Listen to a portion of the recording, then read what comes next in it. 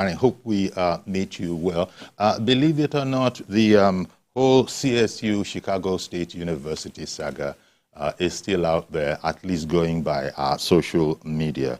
And, you know, you've no doubt heard a lot of commentary about it, but we'll look into it again, because if that's the narrative that the opposition, you know, wants to keep out there, okay, we have to, you know, address some of these things as they come, lest it be thought, you know how people say that you tell enough of a particular kind of a story enough times, then some of it will begin to stick. Now, that's the point of view of the opposition, but certainly not the point of view of those who are in support of the president's party and the president of the Federal Republic. Well, good morning to you. I should say I'm delighted to have you, Mr. Hilliard Etta, former acting national chair of Progressive Congress. Great to have you in studio live. Thank you very much. Thank you very much. Because until now, we've more often than not had him, you know, remotely. But we also have with us today, you know, a homeboy, quote unquote, a homeboy, even if he's joining us remotely. I'm talking here about Dr. Oludare Manidoti. He's a US-based medical practitioner and convener of Social Rehabilitation Grace and Support Initiative. A fine morning to you, Dr. Manidoti. Good morning, Uncle Yori. It's actually quite early here. Thanks. Yeah, indeed. So we're doubly appreciative because with something anywhere from 6 hours to 7 hour kind of a difference, I can imagine that this is taking you a bit to, you know, indeed join us at 11 a.m. in Nigeria local time. What time do you have over there? The time right here is 5:03. There you go. Yeah. 5:03 in the morning. Thank you very much for joining us. Now, okay, since we have you, talk to me a bit about your convener of the Social Rehabilitation Grace and Support Initiative. Is that a religious organization or what?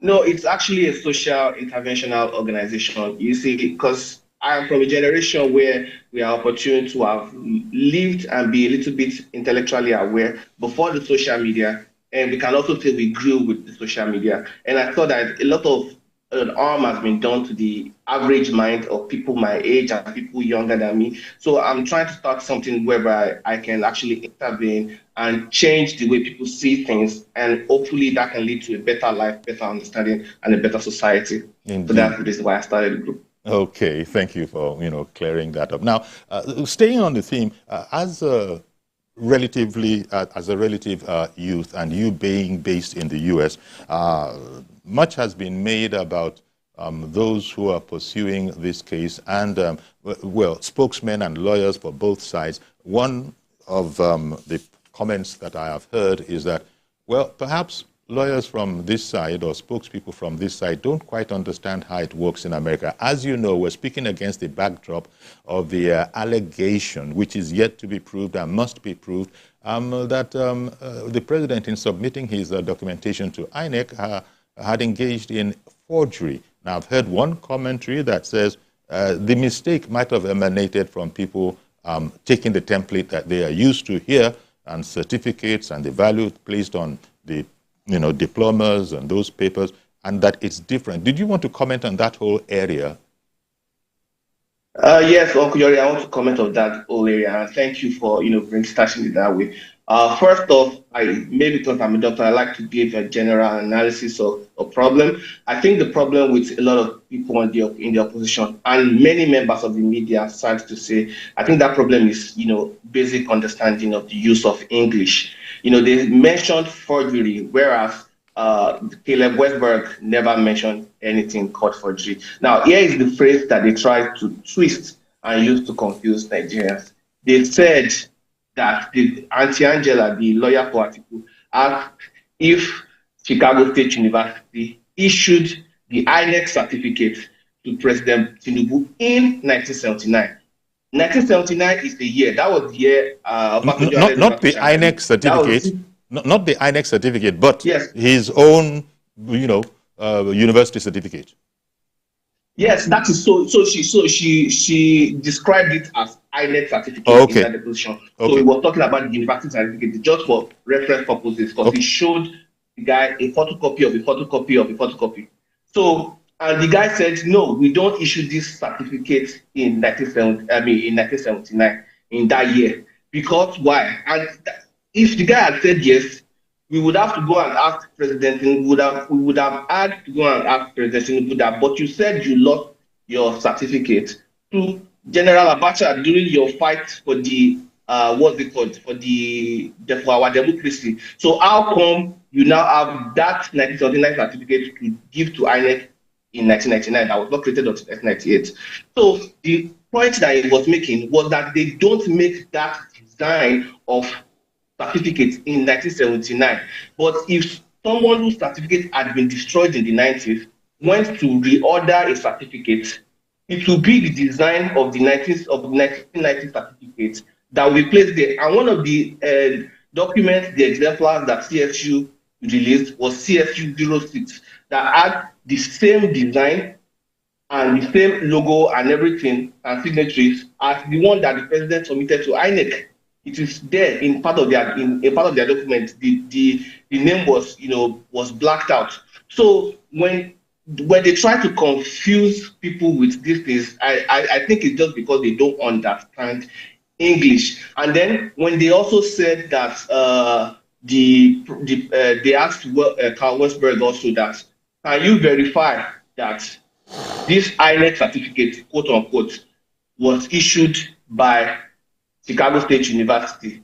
And Westberg said, because this document is not with us, we don't have the qualifications to make that assessment. That was what he said in the deposition. Yori, I can tell you that you don't have the qualification to make a diagnosis of diabetes because you are not a medical doctor. Does that mean that person does not have diabetes? No. So that is what the guy said in clear terms. But if that deposition was a passage in secondary school English exam, that is for comprehension, was a comprehension passage, the Atiku and his minions would have had F. Like the president said during the election, Atiku is F level. That is why they don't understand the basic English that guy was saying. And I would like to say this that I'll take us to church a little bit and talk about First Chronicles chapter 20, where they spoke about how King Jehoshaphat defeated Ammon and Moab. God told him that don't be afraid of this vast army. The battle is mine, not God. I told them and the king told his children to sing praises to the Lord, for his love endures forever. And on the day of the battle, the enemies were fighting themselves. And by the time King Jehoshaphat with the people of Jerusalem and Judah came out, the enemies had destroyed themselves and they just went home celebrating. That was what happened in this election. President Tinubu's sole route to Aso Rock was through Atiku's ignominy. He is now begging Peter Obi and Kwankwaso to come and join him. That proverbial campaign after election. Where was this sweet, nice, conciliatory article all through last year and before the election in February? Indeed. His only sole ground to gripe is with his own intellect. I think he should sue himself to court for aggravated obscenity. Okay. Well, thank you very much, Dr. Marinoti. We'll come back to you. This was just general sort of an overview of the matter, but in particular, you addressed the technical problem as it might relate to forgery. Now, Mr. Etta, what do you make of this whole saga? Because it's been spoken about at length all over the society, and there's a lot of confusion going on other TV stations and the social media. Now, you're very high up in your party. You're a former acting national chairman of your party. What do you make of the saga that we have on our hands, where the president, way after the election's been sworn in, continues his work, is now being harried, if you want, by all of this? Well, first of all, thank you for having me in Lagos here. Much as I would have loved to entertain the kind of concerns that my younger brother, my younger friend, is entertaining, which presupposes that they do not understand English. I do not think that it is so. You and I know that it has been from one saga to another, all in a bid to stop President Bola Ahmed Tinubu from being president. At first, it was to stop him from being president. He has now become president. Back to stopping him from even registering as a candidate of your party. Of the party. So for you to now say it is about the CSU is not imaginative at all. Let me start by saying that for me, it has, I understand it from two perspectives.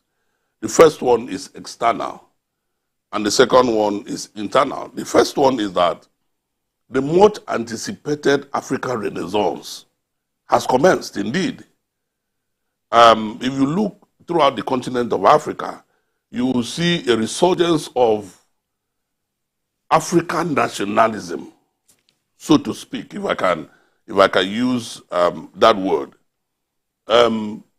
superintended over by the likes of the president of Ghana, Kudo, the president of Kenya, Ruto, Kagame of Rwanda, and politicians like Julius Malema of South Africa. Now, this is an event that the Western Hemisphere would never want Africa to have. And now, even that we have all of these very distinguished Africans leading the pack, the most feared is if Nigeria was to take the lead. And given the antecedents of the president of Nigeria for today, it is doubly troubling for those who would not want Africa to develop, for Africa to take its place. Now, because this will downscale the living standards in the Western Hemisphere, do not be fooled. This because they will not now have the cheap resources and the raw materials that they have from Africa. They are now going around Africa, the African continent, looking for greedy, unpatriotic, troublesome politicians to use to destabilize Africa. And if they can have it, stop Africans who they have it in them to unlock the potentials of Africa from sitting in power over these African nations.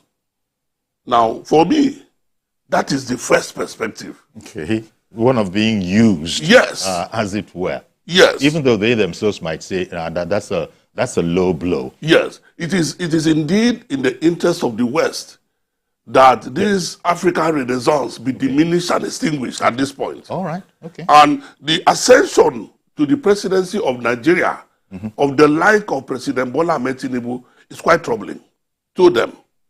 And so it is not for me surprising that what is happening in Nigeria today is happening. Okay. Now, the number two one, when it concerns directly, when it concerns former Vice President Atiku Abubakar directly, is pure, unadulterated hatred.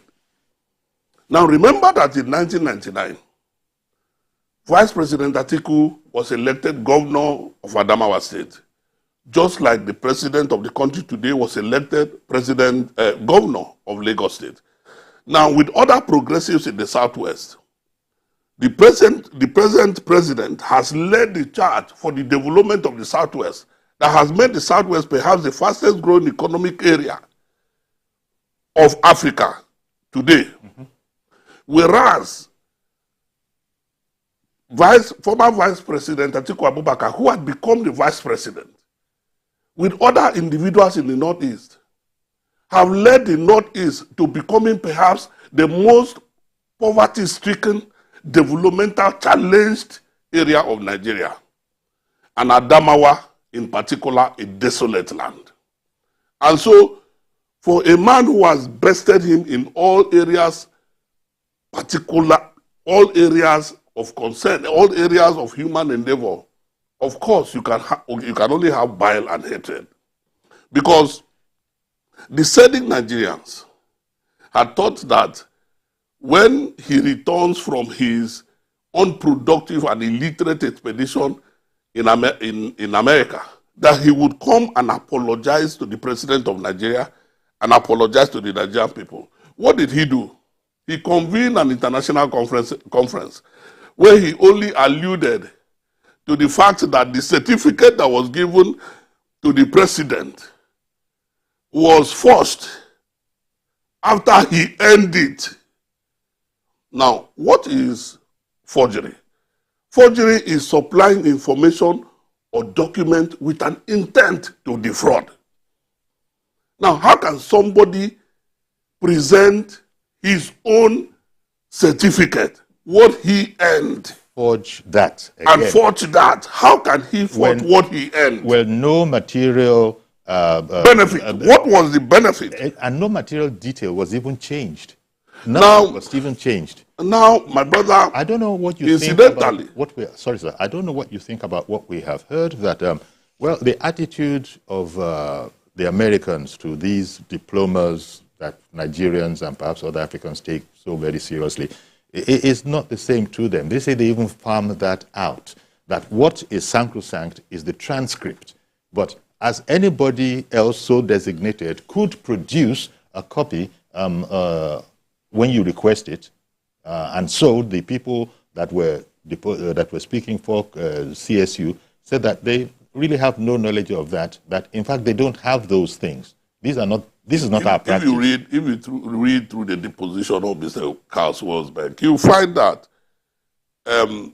even though he said the document that was presented to INEC is not what he knows. Of course, he also said that you can legally obtain a diploma through a third-party vendor. Now, has Atiku investigated the certificate to know that it was not from a third-party vendor? Because it defies all human understanding that one would go to the length of forging what he has. Now, you see, the truth must be told. It is important that Atiku does not take a moral high ground, because it is this Atiku that we know. Well, yes, indeed. We'll come back to that. Let me also, touch base again with our U.S.-based guest, Dr. Mary Dotty. There was also the matter that the opposition is playing up, which is that F for female was an indication on the form that they are working with, and that the president had actually indicated M for male when he had made his application. Now the point is being made that, look, I think the point was made that those kind of things are no more than, it's just an error, and that it is not unheard of. Sometimes you write things and you see E and OM accepted, errors and omissions accepted, to keep it legal. There will be these human things. But people are trying to make a whole song and dance out of the F for female thing. Would you like to also comment on that? Because no doubt you must have heard all these particulars where you're at over there. Yeah, yes, sir. And I'll tell you a story, Uncle Yori. My mother's national identity card has M written on it. Does that make my mother a man? No. And if you tell these people that, Nigeria's NIN, my mom's card has M on it, they will not complain because they'll say Nigerians, right? So I think it's basically inferiority complex. They feel like these Onyibo people cannot make mistakes. So for them to have written F, then they must have checked the genitalia to confirm that it is. It does not make any sense.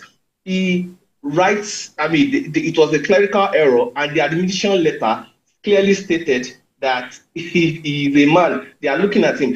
Sometimes you can judge a name, a sex from a name. Rebecca would probably be a woman.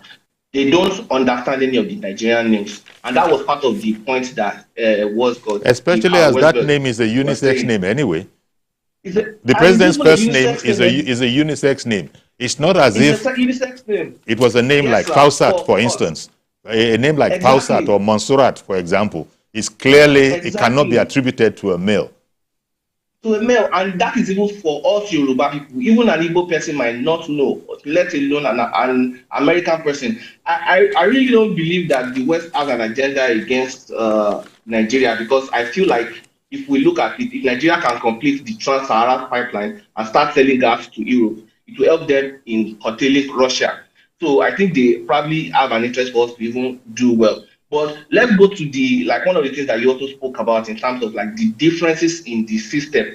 In the United States of America, they don't need a WAEC or anything to get into university. They do an SAT, and there is no educational requirement for SAT. Some people in secondary school, they do college hours and transfer it so that they can spend less money in the university. If you look at the transcript that the university released, it shows there that President Tinubu transferred 27 hours from that Southwest College, and then he completed 93 hours, making a total of 120 credit hours. And you can even see that the university uses a quarter semester system. There was rain for those are the things that are very important in the what's it called in the document. The coursework that they are using is what I checked his LinkedIn profile. This guy got into university 2008, graduated 2012 with his degree. If I had not gone to medical school, I would have left university 2008. So how do you want him to verify a document that was created in the 90s? The only way he can do it is if they have the evidence, the copy that was not picked up. And what he was saying was not that he did not verify it. He said, we are not qualified because you are showing him a photocopy. You are not showing him the real one that is with the president himself. So he said, we are not qualified to make this judgment because this document is not in our hands. If I gave you, Uncle Yori, a check of 1 million naira and you photocopy it and give it to the bank manager, can he verify the security features on that check? If we said I can verify the check, you should know that he does not even know what he's saying. Yeah. So, but the opposition are trying to use the fact that, and this is a very critical point, sir, social media, it has impugned the average intelligence in the world in general, which is why I've written a policy paper on how best to control it. Because they are based on the fact that people are so short attention span, and they have so much short attention span, and they don't think. So they put out this smoke there, knowing full well that it was going to confuse them. And that is why they are making this. Already they're asking about name, asking about sex. Already I can also start asking questions. How is Atiku sure? How are we sure Atiku is a man? Has he shown us his genitalia? How are we sure that he is the father of his children? Okay. Did he do a DNA test? Indeed. Yes. Let me come back. This would have been invalid questions. Thank you very much. Let me come back to you after asking Mr. Etta this matter about look, the way they're going now on this, in spite of all the evidence, lawyers. I know you're not. Well, I don't know if you are. No, I'm not. But we have been told, we have been told on the authority of the knowledge of lawyers that unless there's a very, very special extenuating circumstance, you can't even bring anything before the Supreme Court that has not been pleaded at any of the lower courts. Take hold. I'm sure you have spoken with a lot of colleagues on that particular aspect. What would be your commentary there? Because former Vice President Atiku is just going hell for leather on this whole matter. Do you think all of this will come to anything? Well, I must continue with my train of thoughts because you see, most people are looking at the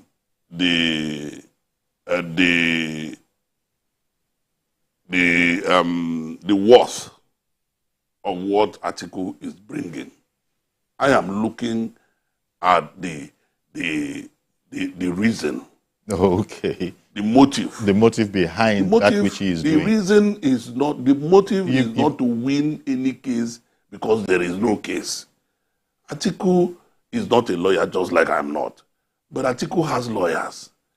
And any lawyer of any note will tell you that there is nothing before the Supreme Court for anybody to have hope on. So it is not about what they have in the Supreme Court. They do know that it is impossible to introduce any new matter, any new evidence, because that is a court of review. Unless under very special circumstances. And there is are nothing there special, any such special there is nothing circumstances? special that they have discovered, and there is nothing special that they can discover. The truth is, they have found a purpose, and God knows that one day we shall come to the reason of that purpose, of stopping this country from moving ahead. You know, you and I have been talking about several issues. Today, they have forgotten about the 25% in Abuja. Yes. They have forgotten about IREF.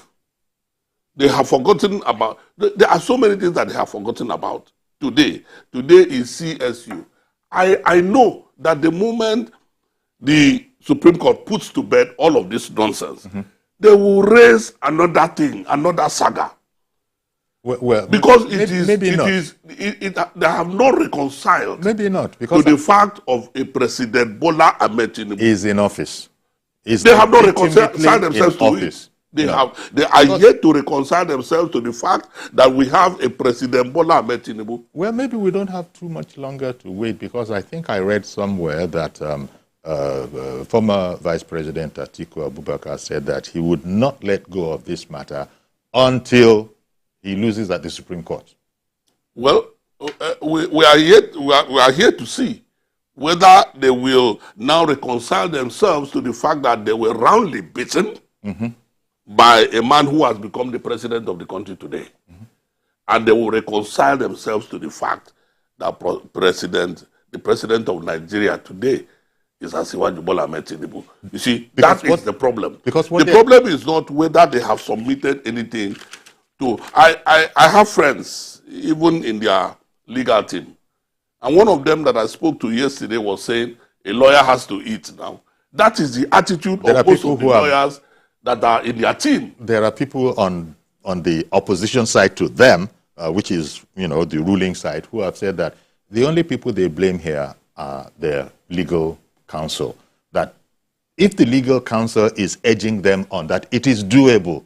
Well, not having any knowledge themselves, they're going to have to depend on the learned counsel of the team. They say, okay, if people who have studied this whole matter say it is doable. You see, the lawyers are in partnership with them. But like I said earlier on, the motive is not the court, the case in court. The motive is to stop Asiwaju Bola Ahmed Tinubu from effectively ruling this country.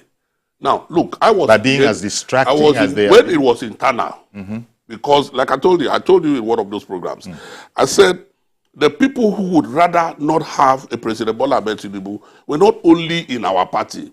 They had their people in the party, and they had people outside of the party. Now, you know what he had to pass through to even get the ticket of the party. So many odds. So it is not new to us, some of us who have been particularly close to all of these processes. It's not new to us that they are bringing these things up now. Okay, as this one ends, I am very sure they will find something else to come up. Maybe at that time they will say that our president is indeed a woman. Like they said that Buhari was to bring from Sudan. Okay then, we're going to take a break now. Please stay with us. We'll be back with you too. Dr. Mani Doti in the US, thank you for joining us for that. Stay with us, please.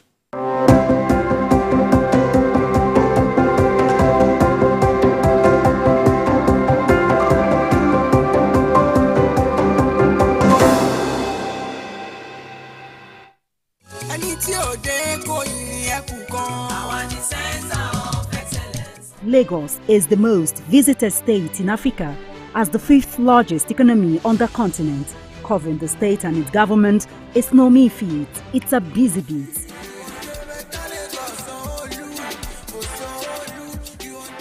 We go beyond the curtain of tapes to traveling far into the deep. I want to thank the Lagos state government for the healthcare facility to bring stories that cut across all spectrums. A greater Lagos shall be ours. We tell you stories that define our collective well-being as Lagosians. I'm Adedoja Salamadini. I live in Lagos, inside Lagos.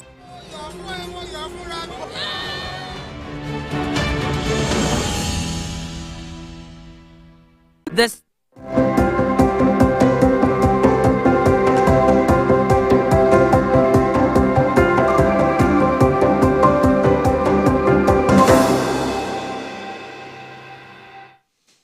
Okay, welcome back. And our guest, two of them in the U.S. is Oludare Manidoti, a medical practitioner, and he's a convener social rehabilitation, grace and support initiative. He joins us via Zoom. Thank you, Dr. Manidoti. And in studio here, Hilliard Etta. Quickly to come back to you on the press in the U.S. there. You're also observing, the youth, that whole swathe. Give me the general impression that you think, with those you are interacting with, especially from the point of view of this social rehabilitation, concept. What's their attitude to all of this? President Tinubu has won that election. We saw the amount of support that was coming from diaspora, the U.S. not excluded. So what, in your estimation, is the attitude of the youth in the U.S. on this matter? Yeah, thank you very much, sir. There are two sections of the youth. There are some that understand the problem, and there are some that understand the noise, which is what I don't understand, how they understand the noise. But those that understand the problem, they are happy, they are excited. They like the fact that, President Bola Tinubu has carried out all these salient, difficult, but necessary policies. However, there are some also, on social media that they are just willing to believe anything. So when you don't have a standard, you are going to have confirmation bias. They post things without thinking and verifying or even scrutinizing it. Intellectual, curiosity is almost zero. But from the real good people smart people who have been interacting with, they understand all these things. They know there is nothing there. They understand the fact that a lot of people don't even attend their graduation. They understand the whole thing about credit hours. When they look at it, they just see it as a shame that Atiku is coming to drag Nigeria to the mud, because the fact that this is an issue is, I'm sure, appalling to everybody in the United States, like the citizens of the United States who don't understand Nigeria. Because you are trying to tell me that one paper is more important than the record of all the exams that you took during the years that you spent in that institution. Is that what you are trying to tell me? Very interesting. They're now not speaking about he didn't even get a degree from CSU because that can't be done anymore. Evidence, there's been testimony to we were in school with him. I even contested student union politics. His transcript shows that he was an excellent student. So they've let go of that and are now, majoring in on forgery. Which I have heard lawyers say, Festus Keyamo was saying the other day in one of the papers that he who alleges must prove. And so in his considered opinion, and a senior advocate of Nigeria, he did use maybe on one level, excessive language, because borrowing from the Bible on that, and we're talking politics here, to the effect that, it was spotless, it was stainless, that kind of a thing. So, but let me ask you, you spoke earlier when we were talking about it, Mr. Etta, about people trying to claim the high ground. Yes. And you said you took exception to some of that. No, well, you see, when Atiku came back from his expedition, unfruitful and illiterate, he said he was fighting for justice and he was fighting for Nigeria. Yes, yes. Now, Atiku will not have us revise the history of Nigeria. How do you mean? And what I mean is that Atiku served us as the vice president of Nigeria. That's right. In the 8 years that he served us as the vice president of Nigeria, he never fought for justice, neither did he fight for Nigeria. He said in his conference that when Obasanjo was taking over states in the southwest, he asked him not to take Lagos State simply because he was a friend to Asiwaju Bola Ahmed Tinubu. So he told Nigerians in plain language that the states were there for them to take and not to take. That is the kind of vice president that he was. Now, remember the privatization saga in Nigeria, where Atiku sold the aluminum smelting plant in Ikotobasi that was built for $1.5 billion for $125 million. Now, the paper... Well, can one say that the person, the legal person, Atiku Abubakar, sold, or the country sold? He was the chairman of the privatization committee. So that's not the same as I concede. Yes. But let me tell you what his boss President said after superintending over this country with him for 8 years. He wrote a book, My Watch, and on pages 31 and 32, volume 2 of My Watch, this is what he said about Atiku Abubakar. And I quote him, "What I did not know, which came out glaringly later, was his parental background, which was somewhat shadowy, his propensity to corruption, his tendency to disloyalty, his inability to say and stick to the truth at all times, a propensity for poor judgment, his belief and reliance on marabout, his lack of transparency, his trust in money to buy his way out of all issues, and his readiness to sacrifice morality, integrity, propriety, truth, and national interest for self and selfish interest." Now, I did not write it. Now that's in the public domain. It is in the public domain. And it is not on record that he has sued former president. He has never gone to court to disprove this. I believe that this book is almost a decade in publication. He has since gone back to President Obasanjo, former President Obasanjo, to seek his endorsement. Yes, for whatever failed presidential endeavors. So what we are saying is that this kind of a man, as described by his immediate boss, cannot take moral high grounds in Nigeria. He cannot tell us that he is fighting for Nigeria. No, Atiku is fighting for his stomach, and Atiku is fighting for his sponsors. I speak here today that Atiku is sponsored by people from outside of this country to destabilize Nigeria. Well, you don't have that evidence, sir. This is the way you feel. Yes, this is the way you see it. Because and Atiku can take me to court. Well, Atiku, I think, will say that, come on, I'm a statesman here. You just said, I have served my country, and that this is politics, and it's not the most gentlemanly of sports, unfortunately. No, but politics is not an unpatriotic endeavor. It is. You cannot claim that because we are in politics, because we are playing politics, we must do damage to our country. Now, Indeed. Let me tell you how we can do damage to this country. Asiwaju Bola Ahmed Tinubu is going to serve out his term, whether they like it or not. By the grace of if God, God has ordained him to be the president of Nigeria, and I believe that God has done so, now he will serve out his term. But because you have robbed this country, you have put the country in the mud, every Nigerian that lives in Nigeria today will have to answer the kind of questions that are unpalatable because a man seeks to be the president over every other thing. Yes, let me ask this question of Dr. Manidoti. What do you think about that point that has also been made that former President Atiku, in going about his right to, the way he has gone about it, has not necessarily painted the country in the best light. And this will be reflecting on Nigerians and his country, Nigeria, that didn't have any part in this.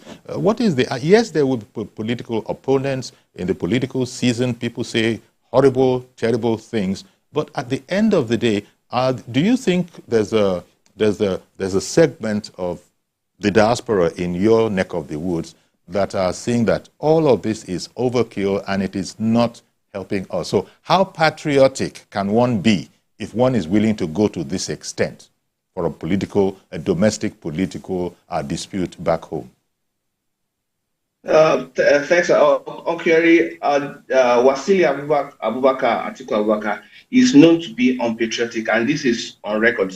There is a man called Jefferson J. Williams, who was a congressman from New Orleans, that was jailed for corruption that he perpetrated alongside Atiku. An FBI undercover agent drove a businessman to his house in Potomac in Maryland. There is also the case of Ali Burton. The oppositions have said they want to go and get Freedom of Information Act, 2,500 pages of documents on the president. I will also file my own Freedom of Information Act requesting whatever they have on Atiku, FBI, whatever FBI has on Atiku, so that I can get it and submit it to the Attorney General of Nigeria. But it's important to also state that Waziri Adamawa Atiku Abubakar has not been convicted of anything in the U.S. He was not even accused. They called him. They wanted to call him for interview. He refused to attend that interview. That is why I said I was going to get the commissioner, give it to Attorney General, so that he can probably look at. And so you can't talk readily to the charge of corruption. You spoke definitively. You can't really speak definitively about that, can you? You said it was unpatriotic. Yes, and I spoke about patriotism, and then also the image that gives us that our former vice president, while on duty, was also being in the mix of this particular corruption case. I get you. But it is not proven until it is. But his associates the vice president's associates, close associates, were convicted, I think is the point that you are making. Yes, the associates of the vice president's men went to jail. All the vice president's men went to jail, but not him. So unless we investigate it in our own. So it means you probably agree with Mr. Etta, who is saying that he can't see why the high ground will seek to be claimed by people who have this kind of history. Yori does not have the moral authority. Wasili Abubakar, Atiku Abubakar does not have the moral authority to challenge the president. In your opinion. In my opinion. He was even mentioning Ganifa Wemi. This was the same Ganifa Wemi that said in 2007 that berated President Obasanjo for turning a blind eye to Atiku's alleged mismanagement of the Petroleum Development Fund. I'm pretty sure the moment he all of that is a matter of public record. You're very right. I'm pretty sure Ganifa Wemi turned in his grave when he heard Atiku mention, he's trying to invoke his name for credibility. The charade that Atiku brought to the US will make them look at us as maybe unintelligent people because there is no there. This does not make any sense. The fact that this is an issue in Nigeria is laughable. It is very laughable. If someone went to school, this university is telling you he went to school, telling them he did not go to their school. Like, who, out of what authority, who are you? Were you there in the university in 1977 when he went there? People have come out that were classmates with him to say, you even saw his yearbook. You saw his face there. That is why... Did he look like a woman?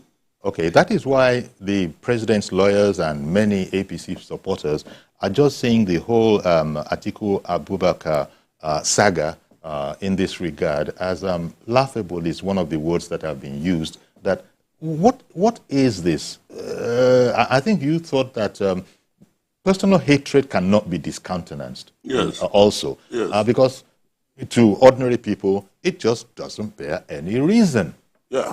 You remember when he told us that Asiwaju did not, so even though Asiwaju ceded the platform of our party, the ACN for him in 2007, he alluded in his press conference that he never supported him. It was a different narrative. So you see, in 2014, when we had our convention in Lagos, Asiwaju also did not support him. So for him, it's a personal thing.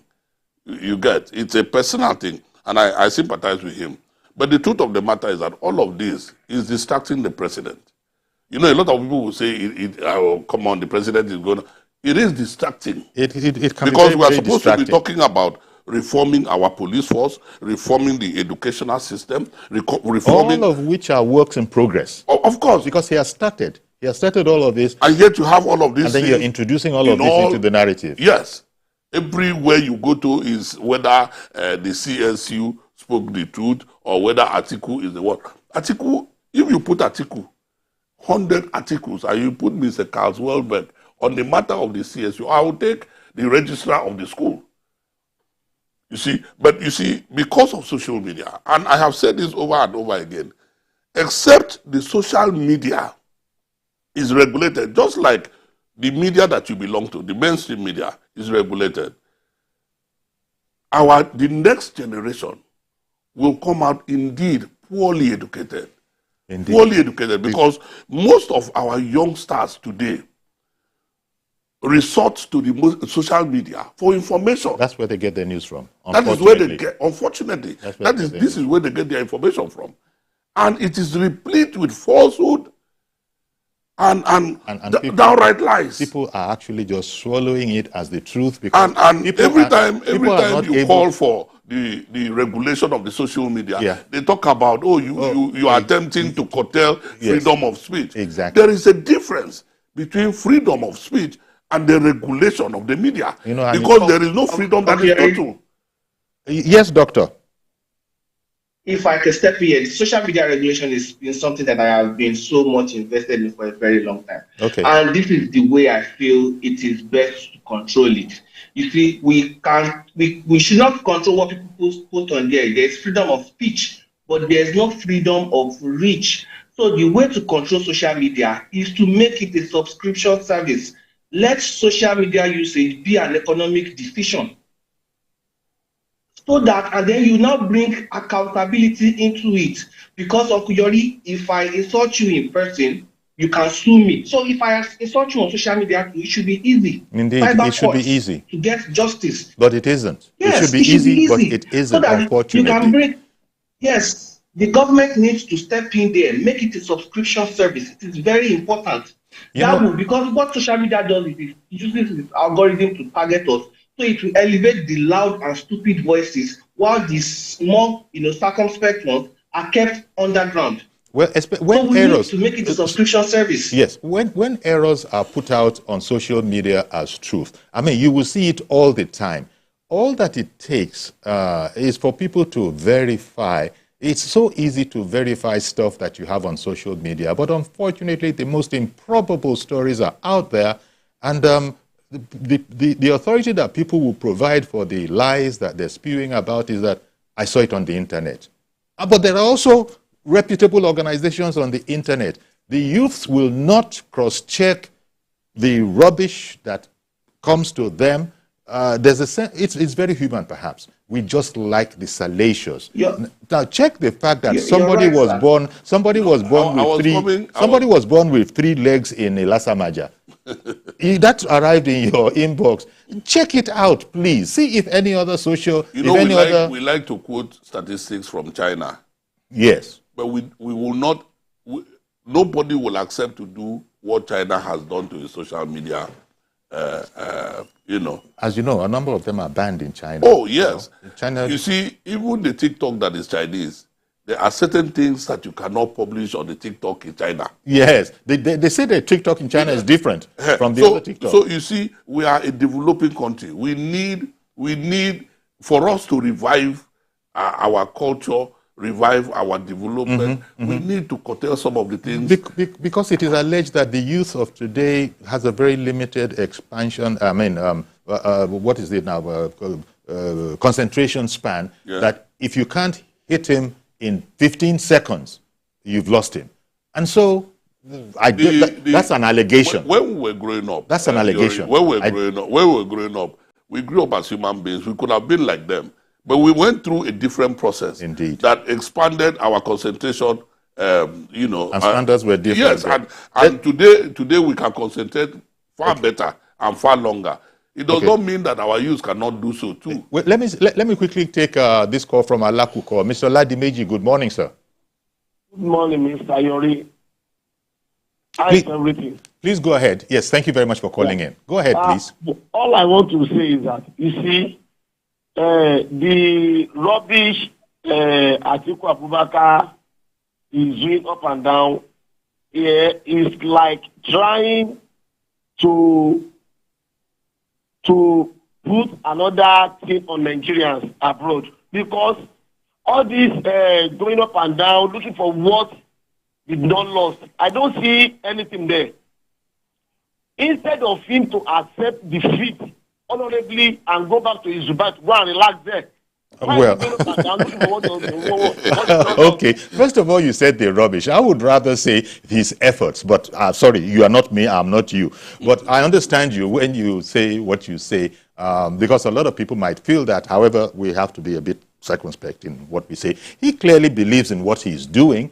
His lawyers, who you can't call unintelligent people, must have assured him that there is a pathway in where he is facing. And so we have what we have, which is very, very unfortunate. But thank you very much, Norman, nevertheless, for calling him from Alakuko. That's another Nigerian who is very angry. There are a few of them, more than a few. But I think this whole thing has put itself along the political lines where people are taking and are running with facts. You won't believe it. What they should be interrogating. And you see, Yori, one of the things that I have found very perplexing is that you will see otherwise very decent Nigerians come on television and call the president names. Well, I saw a television program where Mr. the bearded guy, the bearded lawyer, called the president. Farotimi. He said the president has a lifelong career in crime. Well, that has been addressed by the regulatory body. You know the truth of the matter? It has been addressed by the regulatory body, but it has not been addressed by the president. You see, the president is not going to respond. No, you see, I know the president. I know him very well. I know he is not bothered about all of these things. But you see, citizen Asiwaju Bola Ahmed Tinubu is different from President Bola Ahmed Tinubu. And when people make those kinds of statements, it does not only offend him. You offend some of us who are ready for what the country needs to do for the black man. And so when you see these kinds of things, these people must be taught a lesson. These are different. You cannot come to the public space and defame a man. Well, you just said it. You grew up in different times from, the people, a lot of the people, unfortunately, that we have. Well, Doctor, any last words? We have just a little time left. Did you have any last thoughts that you wanted to leave with us on this whole matter about the incessant challenge of the saga of Tinubu, CSU, and Atiku Abubakar? Yeah, what I want to say is that, President Tinubu has been, unduly and wrongly, vilified on social media and all over for a very long time. Something that is so undue, things that he's so innocent of, they keep accusing him of it. But what he has done is he has stayed above the fray. It's unfair. That was the reason why I got into the campaign and I started participating on my own accord, on my own account. All right, we're gonna have to leave it there. Because yes, sir. Because it is. I believe that the president, the president said he was not even checking social media at the point in time. We need to regulate this thing so that we can improve the level, the quality of the people that we are raising. All right. That is what I want to say. Thank you very much, Dr. Oludare Manidoti, a US-based medical doctor, convener of social rehabilitation Grace and Support Initiative. Thank you once more for getting up this early, as far as you're concerned, in the US, to be on our program. And, Honorable Etta, it is, you said it all. We're going to have to leave it there. Thank you very much for calling on this morning. Thank you for having me. So that's our program. Please join us tomorrow for a fresh edition. I am Yori Folarin. Bye-bye for now.